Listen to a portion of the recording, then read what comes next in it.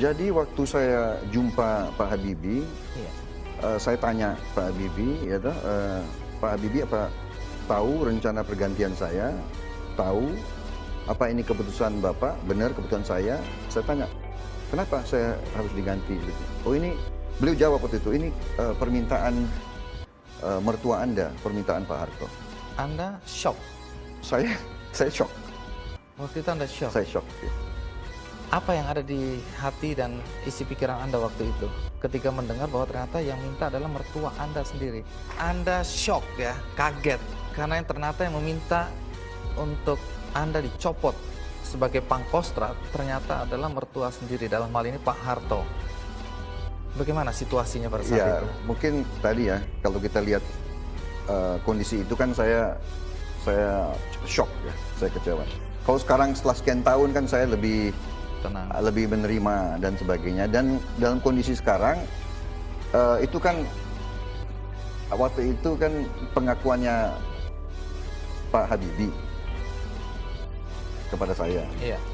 Nah kebetulan waktu tahun 2004, waktu awal 2004 saya mau maju konvensi Golkar, saya sowan ke Pak Habibie di Jerman, ya, di Kakerbeek, di Iya. satu jam di luar Hamburg. Kita bicara dan di situ beliau ceritanya lain, bukan yang minta saya diberhentikan itu adalah sebuah negara superpower. Oh, jadi di sini inkonsistensi dari Pak Habibie. Jadi waktu itu disebutkan bahwa yang meminta adalah Pak Harto. Ya. Tapi kalau dalam buku Pak Mitro kan Pak Harto meminta kepada Pak Wiranto, bukan kepada Pak Habibie dalam cerita itu. Kira-kira bagaimana yang Anda tangkap? Persisnya saya kok mungkin itu, mungkin Bung Andi bacanya ya apa persis waktu timingnya mungkin ya di buku itu. Iya. Jadi yang jelas. Tapi yang menyampaikan Pak Iya, Habibie ya. iya. Jadi dalam hal itu waktu pertemuan tanggal hari Jumat 22 Mei itu, Iya. beliau bicaranya seperti itu. Bahwa Pak Ya, Harto Pak yang Harto minta yang ya. minta. Tapi waktu di Hamburg beliau mengatakan Negara superpower Negara yang superpower minta. minta, iya. Begitu. Tanpa menyebutkan negara superpower itu siapa. tidak.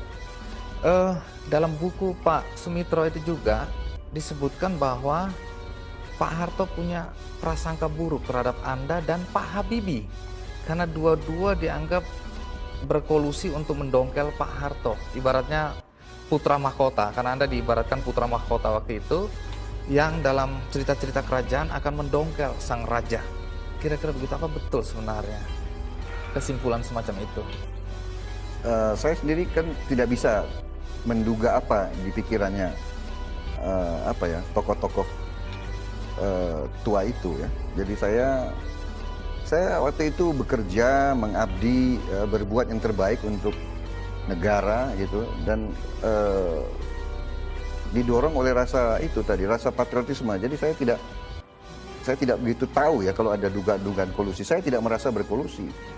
Yang memilih Pak Habibie kan Pak Harto sendiri sebagai wakil presiden. Iya. Beliau yang besarkan 25 tahun. Jadi Pak Habibie adalah orangnya Pak Harto. Itu pengertian saya. Jadi kalau saya baik sama Pak Habibie kan tentunya saya tidak baik sama Pak Harto. Ini dua orang yang saya hormati. Ya. Di dalam buku itu juga disebutkan bahwa ada kemungkinan Pak Harto marah pada Anda gara-gara Anda terlalu dekat atau bergaul atau berhubungan dengan tokoh-tokoh reformasi yang notabene adalah mereka yang ingin mendongkel Pak Harto. Bagaimana Anda menempatkan diri dalam konteks cerita ini? Saya waktu itu berusaha untuk menjalin dialog dengan semua unsur, ya.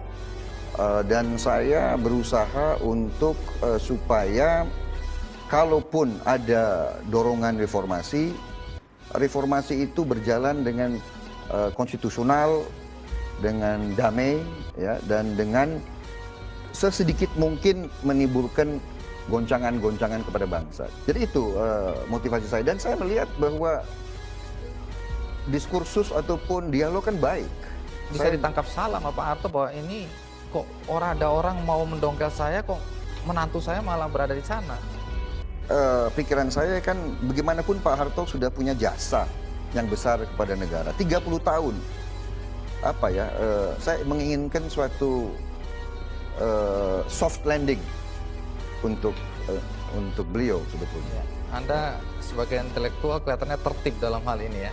Dan satu pertanyaan penting adalah, menurut Anda, Pak Harto atau keluarga Cendana merasa dikhianati oleh Anda itu karena faktor kedekatan tadi dengan tokoh-tokoh reformasi, atau karena faktor ada prasangka buruk tadi bahwa Anda hendak mendongkel sang raja, bahwa Anda adalah seorang putra mahkota?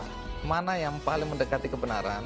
Apakah Pak Harto atau keluarga Cendana itu merasa mulai terganggu karena Anda lebih dekat, atau bukan lebih dekat, Anda membuka hubungan dengan tokoh-tokoh reformasi dan Anda sudah jelaskan mengapa tadi, atau karena itu tadi ada prasangka buruk bahwa Anda dan Pak Habibie sedang berkolusi untuk mendongkel Pak Harto? Kira seharusnya tidak dua-duanya ya. Kan saya juga sudah saya jelaskan, Pak Habibie ini dibesarkan oleh Pak Harto. 25 tahun menterinya Pak Harto. Jadi tidak ada alasan untuk curiga. Segala-galanya ya kan, kepercayaan Pak Harto sepenuhnya di bidang teknologi iptek kepada Pak Habibie. Bahkan Pak Harto memilih Pak Habibie sebagai wakil presiden, kan berarti orang yang dibesarkan. Sangat dipercaya. Pak Habibie sendiri mengatakan kan, Pak Harto gurunya beliau. Dulu kan Belanda mengejek kita. Apa, kamu orang bikin peniti saja tidak bisa, kok mau merdeka? Nah sekarang ini ada putra Indonesia bisa bikin pesawat terbang. Wah, ini mengobarkan nasionalisme saya. Saya waktu pesawat CN235 terbang pertama kali, air mata saya keluar. Air mata saya keluar. Saya bangga sekali. Saya dulu diejek, ya. Saya dulu sekolah di sekolah Amerika ya. Waktu tahun 64 ya itu masih ada diskriminasi. Saya dulu ditanya, kamu dari mana? Dari Indonesia. Oh, Indonesia di mana itu? Rakyat kamu masih tinggal di pohon.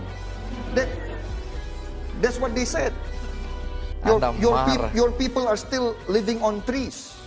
Anda tersinggung. Ngomong itu. Ya, jadi itu. Nah, ini sekarang kita bisa bikin pesawat terbang. Kita negara terhormat. Kita sejajar dengan negara-negara maju, ya.